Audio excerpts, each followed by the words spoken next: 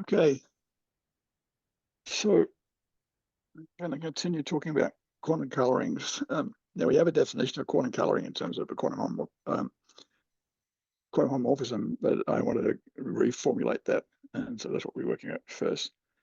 So, well, but before I get to that, yeah, just me. I've introduced two operations on quantum homomorphisms. One is the direct sum, and one is direct sum. The other is the coproduct. I'm not responsible for them, so we have the direct sum and the coproduct. Now, there's a third operation which has got some interesting side effects. So we have the quantum homomorphism from X to Y with index D. Then each row is a measurement. It's a sum. It's a collection of positive and negative matrices that sums to the identity. In fact, it's a collection of projections that sum to the identity, which makes it even a little bit nicer. And so, since there's a measurement, if you come along with a D by D matrix, we can define. Whoops, I don't want that. I've done it already. Where are we going? So we have what we're doing here is that we're simply thinking of each row as a measurement and applying it to M. Now, M is going to be a density matrix in a second. But so in other words, that the result of applying M is to replace each entry of the homomorphism by its inner product with M. And so the entries in a row are non-negative because the product of two positive and different matrices is always, inner product of two positive and different matrices is always non-negative. And the entries in any row of script B, comma M sum to the identity. So what you've got is a row stochastic matrix. Each row sums to one and is non-negative. Okay, so you have a map that takes your homomorphism to a row stochastic matrix. And as I say here, usually M will be a density matrix. And then from that viewpoint, then we're using the rows of Phi as measurements on M. Now, the reason this is interesting is because this operation preserves some structure, which we'll get to next. So let's stay in terms of a lemma, combining a few things. So I'm assuming I've got homomorphisms from quantum homomorphisms from X to Y, and from Y to Z, okay, and with indices D and E respectively. And I'm going to have two density matrices of order D and E respectively. And then the first comment is what I just said is that P comma D1 is a row stochastic matrix, but the operation of this measurement operation works nicely with the direct sum and the coproduct. In fact, you can verify, and I'll probably bring as an assignment, that if I take the direct sum of P and Q and measure with the direct sum of D1 and D2, then the resulting matrix is just the sum of the two. Well, I've got to be a little careful here. This is the sum of the two. So it probably should be X. So yeah, okay, I'll leave it there for a moment. Now, the coproduct, we get that when you measure the coproduct, the result is the product of the two. I should be assuming, okay, let's fix this. So here we're going to be assuming Q is mapping X to Y. It makes no sense to add them otherwise. So the point is, so it commutes with the coproduct. It commutes with the direct sum, suitably interpreted. And the other point is that if you're just dealing with homomorphisms X to itself, then the result of the measurement is going to be a square matrix, and it's a fractional automorphism of X. So homomorphisms from X to itself give rise to fractional automorphisms of X. And we'll see how to use this to get information about, well, we can get restrictions on quantum automorphisms from information about fractional automorphisms. So we have this measurement operation, and as I say, it's got some nice properties, and I was getting you to prove those in the assignments. I want to go on to quantum colorings now. We'll come back to this when we talk about quantum automorphisms, but so I want to go into quantum colorings. Now, a quantum M coloring of a graph is just a quantum homomorphism from X to Km. And the minimum value, possible value of M is the quantum chromatic number. And it's denoted chi sub q, so no surprises anywhere. As the complete graph is vertex transitive, it follows from earlier stuff. We may assume that all entries of the quantum M coloring have the same rank. Now, they're all D by D matrices in any case, but now we're assuming in addition that they have the same rank. And in this case, if the rank is R, we have a quantum rank R coloring. Okay. Now, the point is, we can always reduce this case. Now, it's not immediately clear whether it's worth the trouble, but you can, but the issue still is we can, if we're dealing with colorings, or more precisely, if homomorphism to Kn, then we can assume that all entries in our homomorphism not only have the same order, but they have the same rank. And so if you fix R, the minimum value of M such that X has a quantum M coloring of rank R is denoted by chi super R sub Q of X. And inequalities are always tricky for me, but we have sequence of inequalities that the chromatic number, the point is that a regular classical homomorphism is a quantum homomorphism. So it follows that we have this sort of chain of inequalities that the chromatic number is greater than or equal to the rank 1 chromatic number, which is greater than or equal to rank 2 chromatic number. And at the bottom, you have the ordinary chromatic, the plain quantum chromatic number. So you have those inequalities. Now, we'll often be, some ways this is a bit easy, the rank 1 case is a bit easier to deal with. It's not entirely clear why it would be, but it's such a way it works. Okay, so we get rank R colorings by assuming, making it just by assumption. The other point I should make is that if each of the projections in a row has got rank R, since they're orthogonal, and let's just assume the row's got length M, so we've got, so we're going to Km, so we've got M entries in each row. And so we have M matrices, each of rank R and pairwise orthogonal. So the sum of their rank is M times R. Okay. On the other hand, the sum of the matrices in a row is the D by D identity. So you get that M times R is equal to D. Now, the point I want to make here is this tells you that D tends to be large. So, I mean, D equals 1 is a classical homomorphism, and in fact, you can prove that D equals 2 is also always classical. And so in practice, D can be quite large. So you can't think of D as being small compared to X or anything. It's just, it is what it is. And if you make the assumption that you're dealing with a rank R coloring, then M times R is equal to D. And so the number of vertices of Y divides the index D. Okay. Now, a couple of simple remarks about quantum colorings. The first thing is that if there's a quantum homomorphism from Km into Kn, then M is at most N. Okay.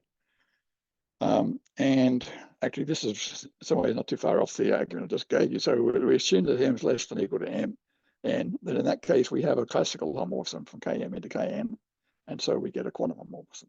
So that's one prediction done. So suppose we have a quantum homomorphism from Km to Kn, and assuming without loss that each projection has rank R. And then for Y in the vertex set of Kn, the projections in the, yeah, I don't think that should be Km.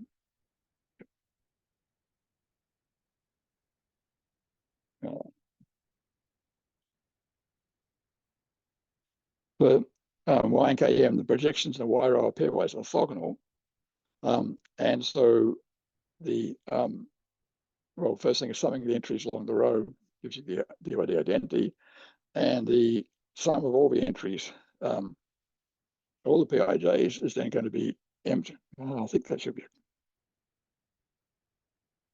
no, this is the Y column. Sorry.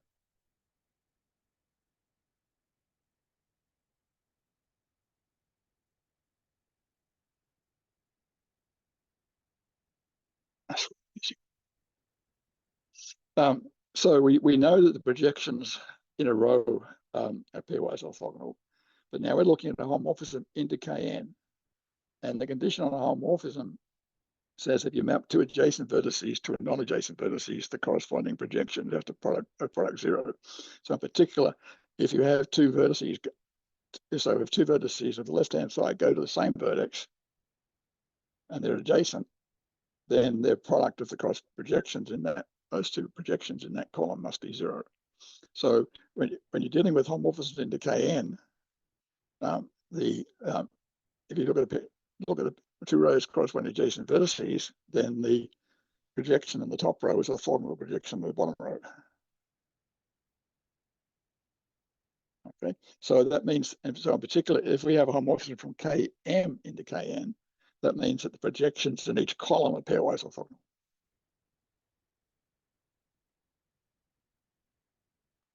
Okay, so actually it might help if I draw a little. So you can imagine we have P1 up to Pm and Q1 up to Qm. And let's just, and so, well, I'm saying in general, if these two vertices are adjacent, then they're going to the same vertex in Y. You have to, well, you can't have a homomorphism mapping two adjacent vertices to a vertex. So that translates in this context to the fact that P1, well, Pi Qi is equal to zero.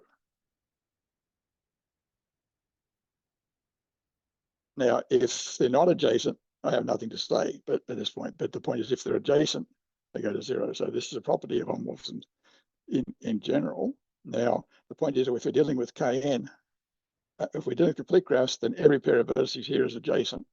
And so that means that the entries in a column must be pairwise orthogonal. Okay.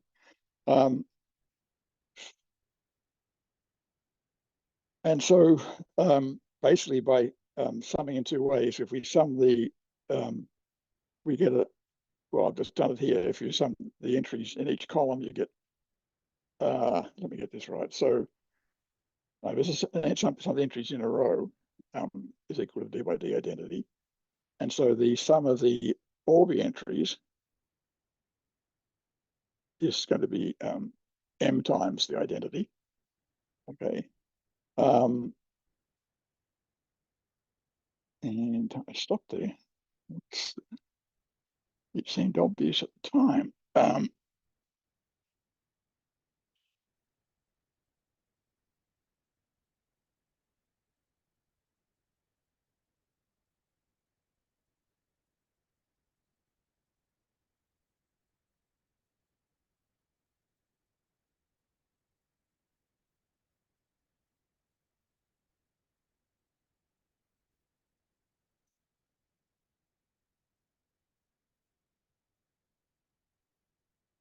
Let me.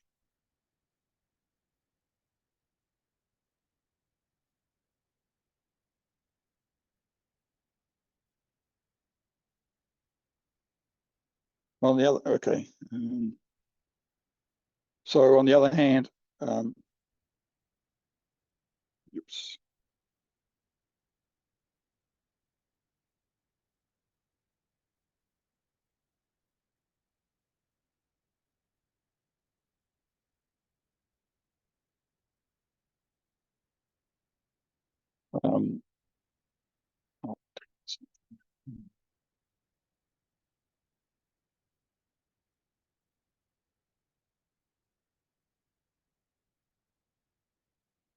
Just the sum of the entries in a column is a sum of positive definite matrices, so it's positive semi-definite, and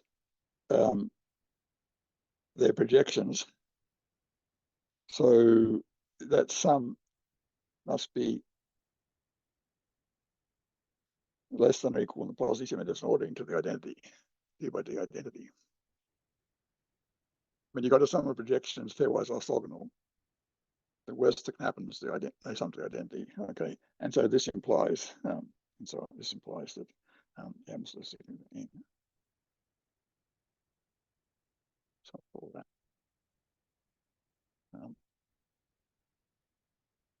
So the point is that in general, we see that we have quantum parameters for independence number and chromatic number and things like this, and in general, well, we're trying to work out the relation between the two, but at least for complete graphs, in a certain sense, the quantum stuff works the same as what we're used to. Oh, okay, so yeah, okay, so this is the there's the missing proof. Preparation. Okay. Now, so okay, so as far as maps between complete graphs are concerned, they work as we would expect. The projections, and the next thing, which in some sense works nicely, if there's a homomorphism from any graph to K2, then the graph is bipartite. Now, this is a rather nice exercise. In this case, the quantum homomorphism is going to have exactly 2 columns. And if you have P here, then you must have I minus P here, and then use the orthogonality. So it's a nice little argument. And so I'm leaving that, definitely leaving out as an exercise. So that if you have a homomorphism, quantum homomorphism to K2, then you're bipartite. Now, it is not true that if you have a quantum homomorphism to K3, that the graph is 3-colorable. So once you get past 2, the quantum parameter can be different than the classical parameter. Okay, but for 2, we're okay. So homomorphisms from cliques to cliques are okay. Homomorphisms to K2, no surprises. Okay, now to get further, I want another formulation of a quantum coloring.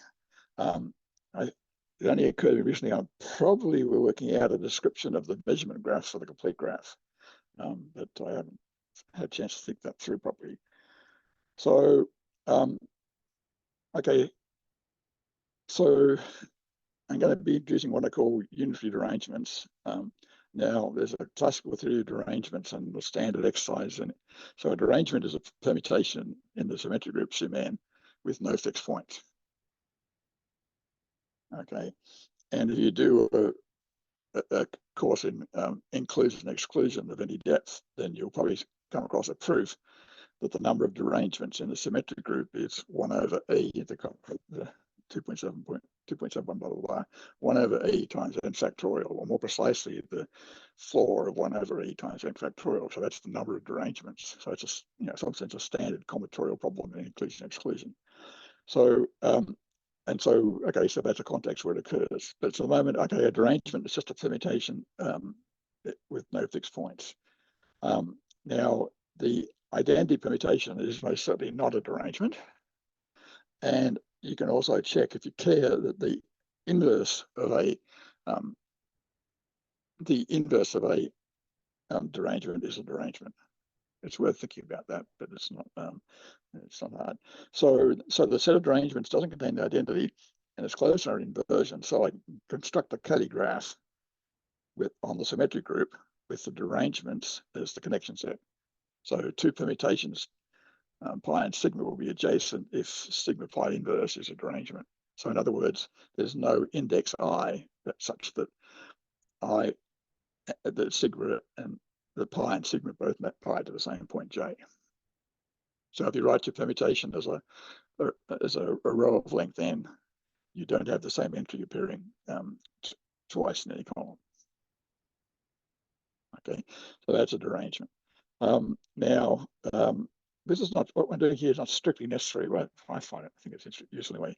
So we're interested in coloring problems. So the first thing is, if you have the permutations at a point, say 6,1, then that's then that is actually a coclete in the derangement graph. Because in that case, sigma pi inverse is going to snap, pi and sigma both map 1 to 1. Okay, and so we get the coclete size n minus 1. In fact, any coset of a coclete is any coset of the point stabilizer is a coclete of size n minus 1. And so you don't just get a coclete of size n minus 1, you have to get a partition of the n factorial vertices of the symmetric group into n cocletes of size n minus 1 factorial. So that tells you immediately that the chromatic number of the derangement graphs is at most n. we've got the coloring there. You can't more concrete than that. Now, what about the cliques? Well, we want a collection of permutations, think of them as rows, so it's permutations of length n, and we don't want the same integer to occur twice in any column. So it's easy. So my claim is take a Latin square, n by n Latin square, and view each row as a permutation. Then no two of those rows are adjacent in the derangement graph, because the difference of any two permutations has no fixed points because no entry is occurring twice. And so every Latin square gives you a clique of size n, and these are maximal cliques.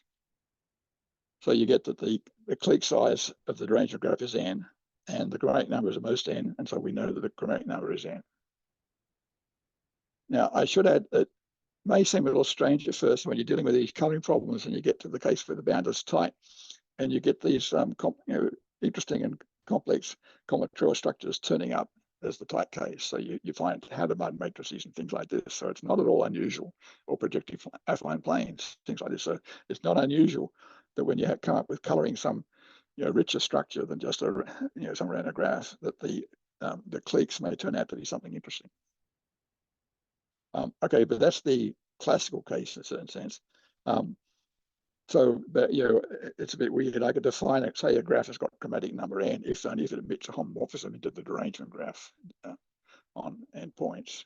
Okay, it's not a particularly useful thing because if you're going to try to compute homomorphisms to you'd rather compute homomorphisms to Kn on n vertices than homomorphisms to the derangement graph on n factorial vertices, but it's true nonetheless.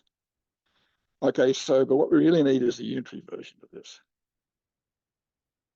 Now, another way of thinking, I should say, is a derangement. If you think of the permutation matrix, it's just a permutation matrix with zeros down the diagonal. Okay, and so since the transpose of a permutation matrix is the inverse, you see again that the inverse gives you another proof that it's the inverse of a derangement is a derangement. But okay, well, I could define unitary derangements directly without tying it to the quantum stuff, but I'll do that. I'm going to start from the quantum side. So we assume that I've got a quantum M coloring of the graph X. Okay, and I'm using N for instead of P for a change. Okay, and I'm assuming the rank is R. Okay, so it's a okay, so we have our n by n array of projections, each of which has got a rank R, and there's d by d. Then the matrix N is an entry. If the matrix N is an entry of the homomorphism, then the projection is a d by d projection. Now we know that every positive semi-definite matrix can be written in the form CC starred, and more generally, if you have a projection, choose a matrix M whose columns are at an orthonormal basis for the image of the projection. And then I claim that, well, in that case, so in other words, normal columns, so that star's in the wrong place.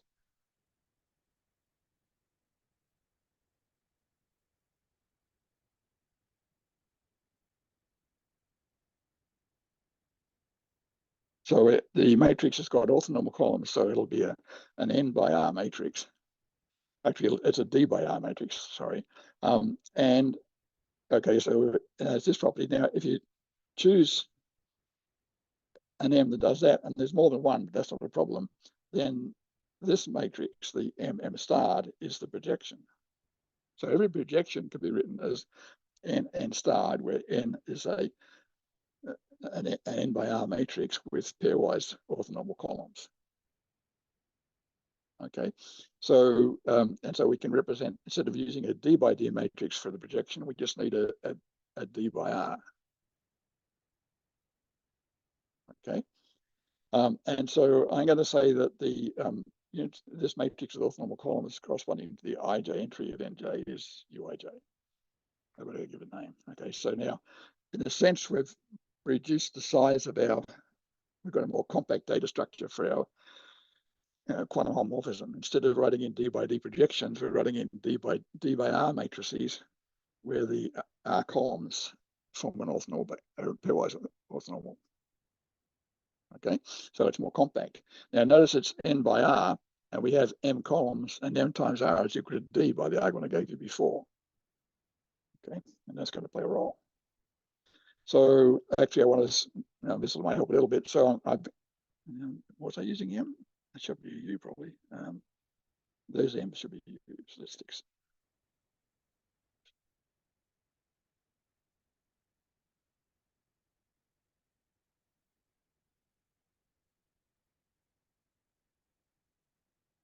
Okay, so these are the n by r things, the orthonormal columns. Now, the point to notice is that because the projections in a row are orthogonal,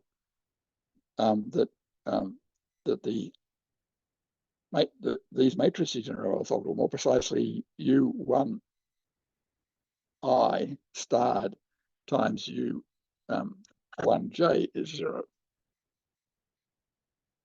So that's an easy exercise. And so if you just take the n by r matrices in the first row and stack them all together,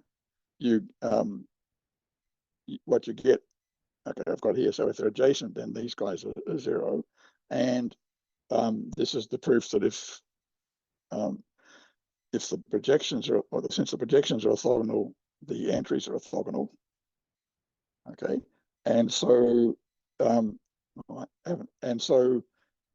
me just draw it in. And so I have my matrix. I can view each row. I guess I could let it be. Each row forms a d by d unitary matrix. So instead of writing down n times m d by d projections, I'm now writing down n d by d unitary matrices. And this structure determines the quantum homomorphism. Okay, so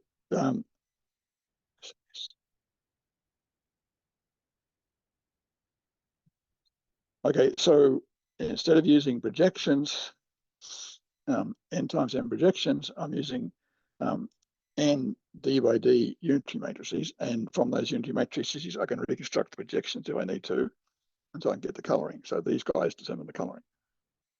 Now, there's a problem here is that, okay, so I give you a matrix, I give you an m by d matrix like this, probably md.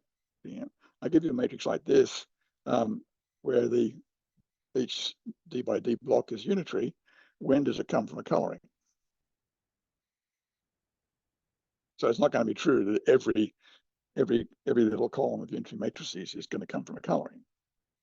Okay, so the question is to decide which ones come from a coloring. And so this, I need another definition. So a unitary derangement of index R is a unitary matrix, and again, a little picture will help. I mean, a unitary matrix, but I'm going to put zeros. So R by R blocks of zeros on the diagonal. Now, for the purpose of this discussion, you can think of R as being 1. If you understand that, there's no real complication in going beyond it. Okay, so it's a unitary matrix. So I'm talking about a unitary derangement. It's a unitary matrix of index R that it has R by R blocks of zeros on the diagonal. Okay, and so if R is equal to 1, it's just a unitary matrix where the diagonal entries are 0. And so, for example, every permutation is a derangement.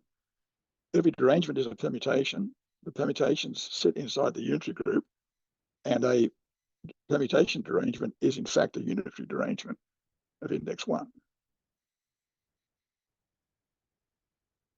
Okay. Now, the next remark is that the set of unitary derangements does not contain the identity, obviously, and is closed under inversion because the inverse of the unitary matrix is the conjugate transpose. So that preserves the block structure. And so, since all like calligraphs, we can now construct a calligraph using the unitary derangements, a calligraph to the unitary group using the unitary derangements as our connection set. Now, this is an infinite calligraph. Okay. I think in practice, when we deal with infinite graphs, otherwise I'll be on the right side. We'll have homomorphic infinite graphs. I don't think we'll be dealing with, well, most of the time, their input graphs later will be finite. But the point, anyway, this graph is infinite. Okay. And it contains as an induced subgraph the standard arrangement graph. And the theorem is that a graph admits a rank R quantum coloring if and only if there's a homo. Some way to use it.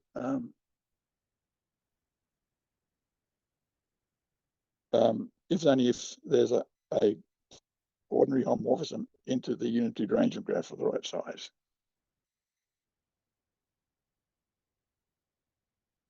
So, as I said, I was just thinking about this morning, this graph, I think it follows that this is going to be, in some sense, homomorphically equivalent to the measurement graph for the complete graph, but we don't need to know that. I might throw it down as an exercise, but I don't know the answer. Now, well, you're going to let me say a bit about the proof of this. See, go back to the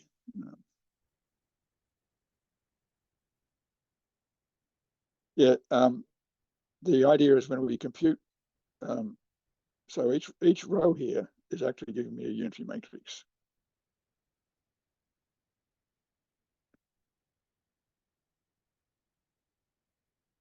That's what you want.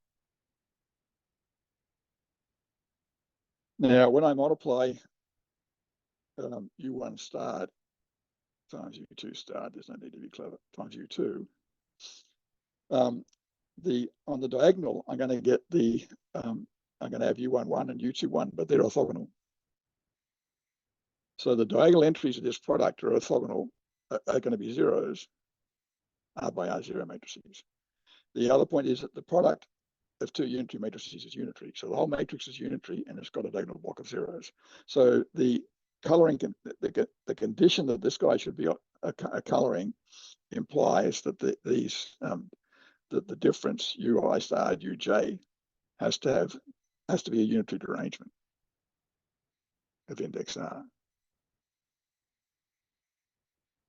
So and put it another way, what I'm saying is that the difficult thing is not proving this theorem. The difficult thing is getting the terminology sorted. Okay, so the idea is we replace our projections by N by R matrices with pairwise orthonormal columns. Then each row gives us a unitary matrix.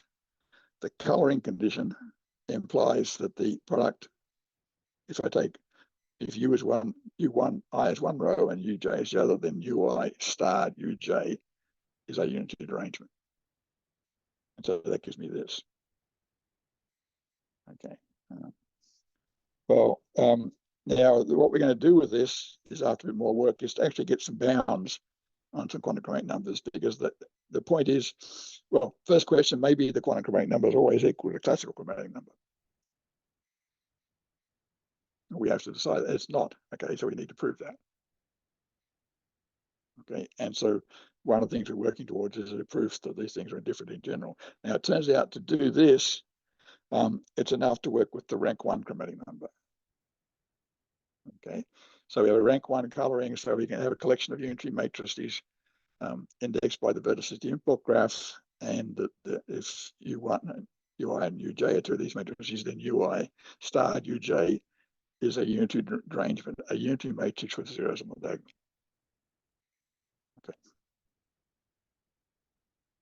Okay, so well, I'm going to talk. I need to. We've already introduced one infinite graph, this K graph on the unitary derangements. I'm afraid there's a few more coming. So I'm going to use omega m to denote the graph with the unit vectors in C of the m as its vertices. So we're using a complex inner product, two vertices adjacent if they're orthogonal. And so with great originality, we call this the orthogonality graph. Then the subgraph. Now we also have the subgraph of the orthogonality graph induced by the flat unit vectors with all entries having the same absolute value. I don't know the standard name for this, so I just say something like the flat orthogonality graph. And this is the musical symbol for a flat. And that's certainly not standard. That's what I'm using. So we've got this graph, the orthogonality graph, and this subgraph. Okay. And so and we have the unitary derangement graphs, and so there's relations between these two graphs, which we're going to get to, but we need a preliminary lemma, which will. So if W is a flat unitary matrix, and D1 and D2 are diagonal matrices, and all these matrices have order m by m, then I've got to sort this out.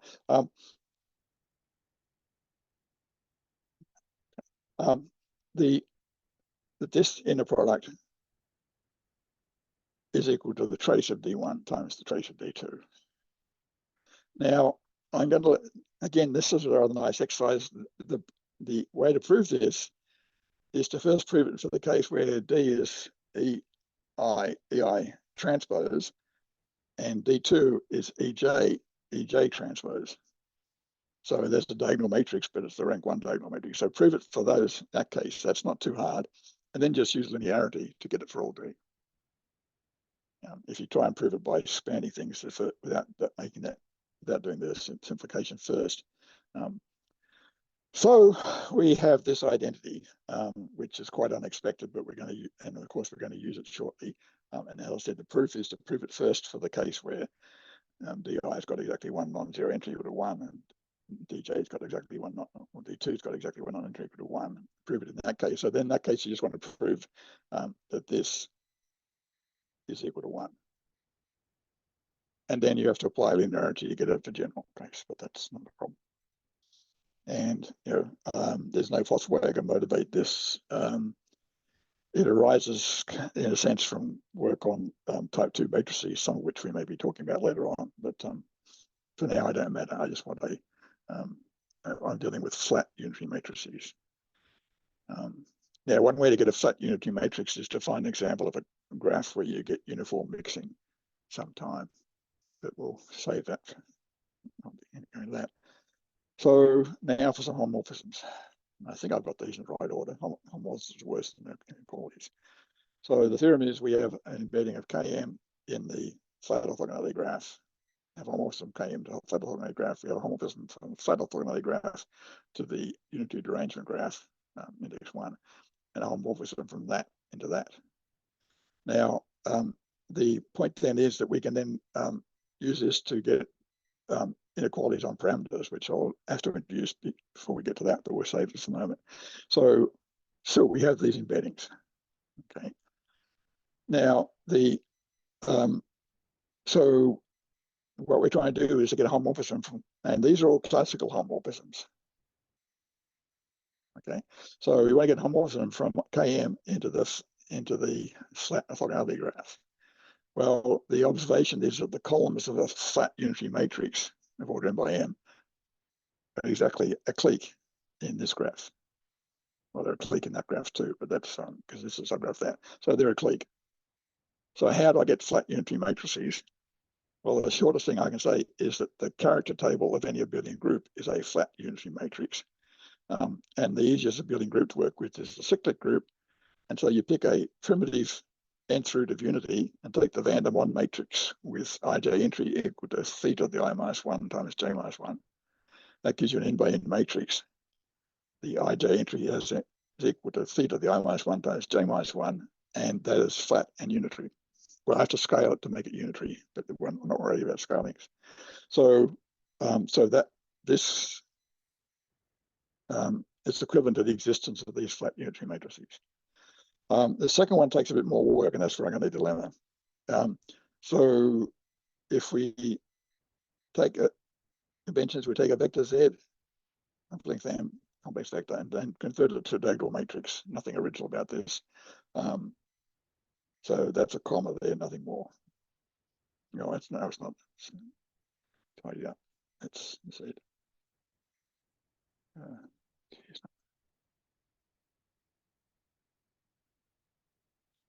So the ith diagonal entry of the the matrix D sub Z is just the ith entry of Z.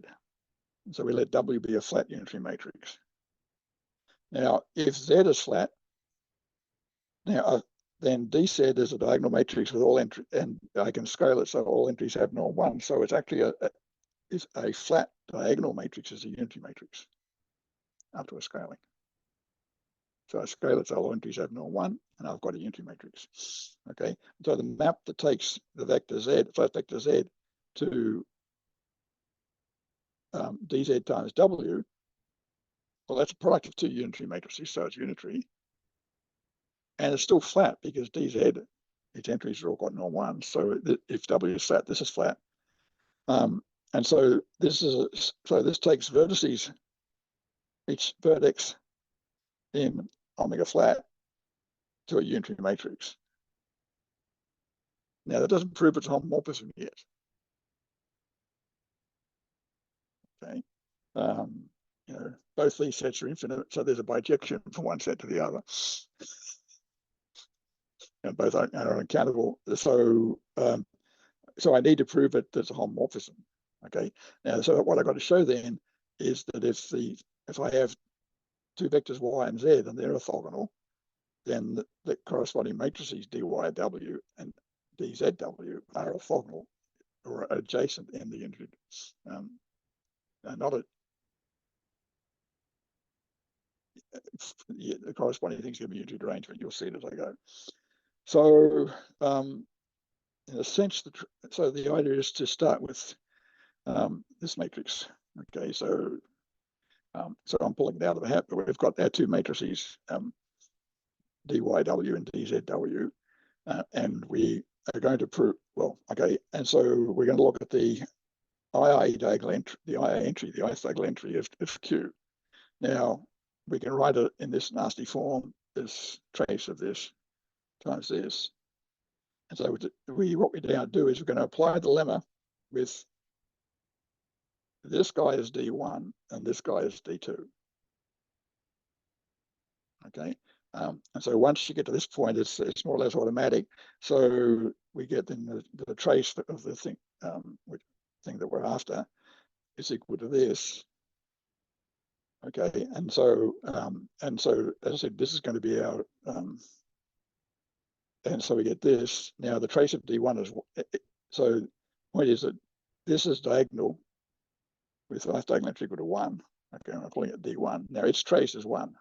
Okay, and the trace of this by the lemma, which I wrote down before, is just the trace of dy times the trace of dz. The w plays no role. And the trace of this trace is just the dot product of y and z, the complex inner product of y and z. So we conclude that if y and z are orthogonal, then qii is 0. And this works for any choice of I from 1 to n. So if y and z are orthogonal, then the diagonal of Q is 0. Okay, and that then implies that these two matrices, so these two matrices are joined by their difference is a unitary derangement. And so that means we then have a homomorphism that takes orthogonal flat vectors here to adjacent vertices in the unitary derangement graph. Okay. Okay, so that's the worst one. The third one, okay, we've got to get from the unit from unitary matrices back to just unit vectors. Shouldn't be too bad. So the final one, we just observed that if you take that M1 comma NE1 is equal to M star, the 1 entry of M star. And so you discover the map that takes Q to Q applied to E1 is a homomorphism. But the point is that each column of the unitary matrix is a unit vector. Okay, now you've got to do a little checking that you've got an actual homomorphism, and I'll leave that. So then in conclusion, we have that chain of homomorphisms. And you know, this, well, it is what it is. And so we want to get some use out of it, of course. So let's do that. So I need to define a couple of parameters. So the chromatic number of the graph is the least integer m such that there's a homomorphism into Kn. Now we're going to define some variants of chromatic number. So the first one is the orthogonal rank of X, which is denoted by C of X, or squiggle of X if you want to play it safe. I think I got the right number of squiggles. So the orthogonal rank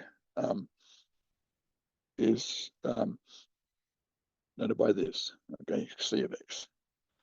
And the minimal value of M such you get a homomorphism into the flat orthogonal reality graph is going to be denoted by XC flat. Okay, and so because of the result we have, we get the following homomorphisms. Well, we get the following inequalities: that omega of X is less than or equal to Z flat of X, is less than or equal to the rank 1 chromatic number, is less than or equal to chromatic number of X. Now, the first two inequalities follow from the previous theorem. As the last one, for the last one, we just need to notice if you have a classical coloring, N coloring of a graph, let's say an M coloring, and a graph on N vertices, then we represented by a matrix. So there's a function from the vertices of X to Km. Okay, and so we can write down an N by M matrix. It's a 0, 1 matrix, and there's exactly 1, 1 in each row. So the rows are standard basis vectors. And if you go back and check, you'll see that adjacent vertices in the graph get mapped to distinct standard basis vectors, so they're orthogonal. And so that gives you a homomorphism from, I'm going to fix this next time, sorry. Yeah, so given that, we get these homomorphisms. Now, the issue is,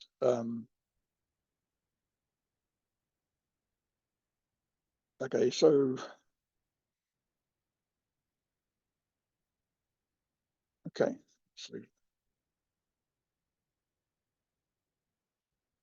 so I want to get a family of graphs where the quantum chromatic number is less than the classical chromatic number.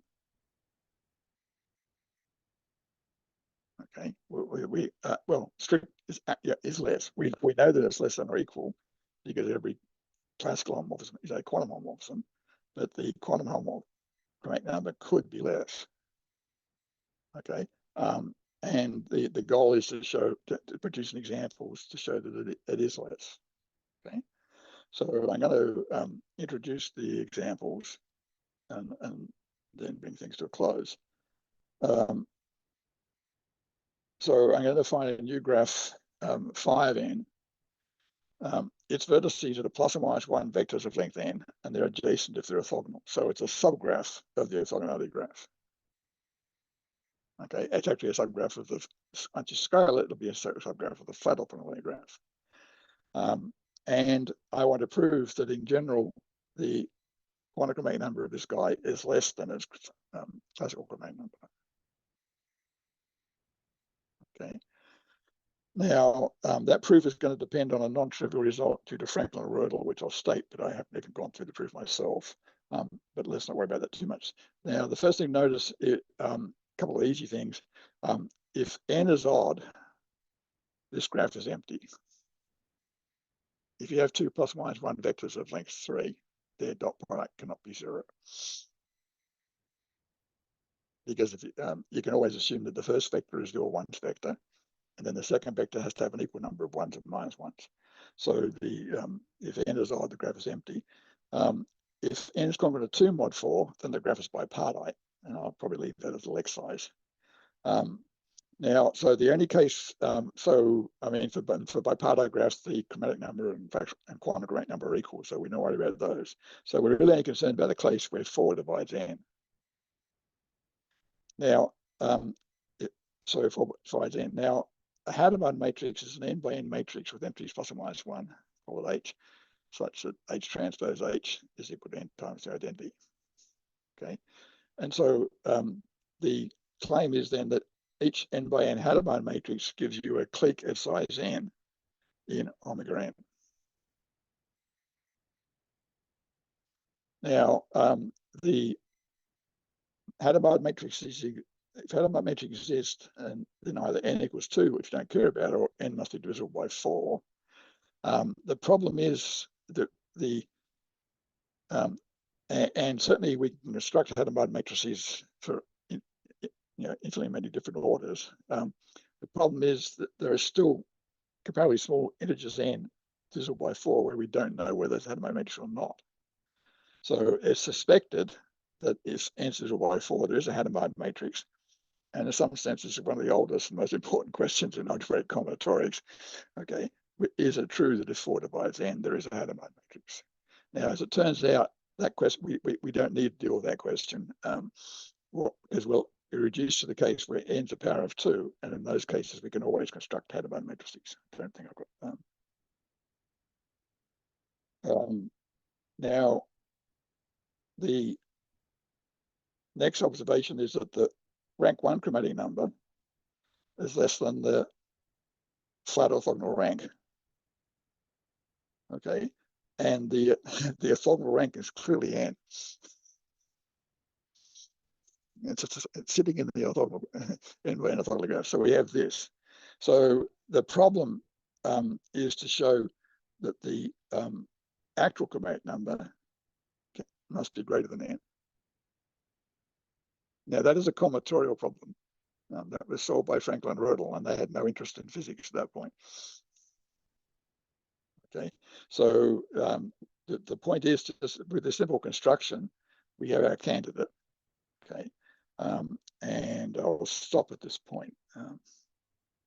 But we will get that. In fact, what we discover is that the chromatic number grows exponentially with n.